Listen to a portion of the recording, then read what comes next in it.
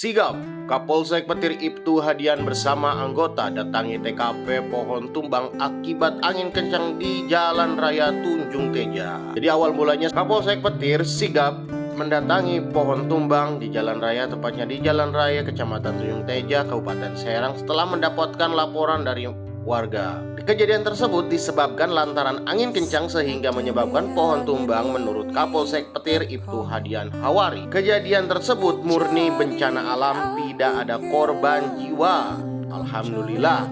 Kejadian ini murni karena memang angin kencang meskipun tumbang menutupi jalan. Alhamdulillah tidak ada korban jiwa dalam kejadian tersebut. Kapolsek Petir Ibtu Hadian Hawari mengatakan bahwa polisi akan selalu dan terus sigap menerima laporan masyarakat, membantu masyarakat dalam kejadian apapun termasuk bencana alam.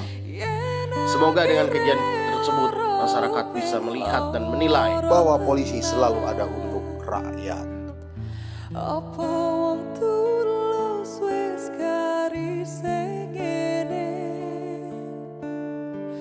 Selalu ngancani hilang endingnya. Tresnaku kau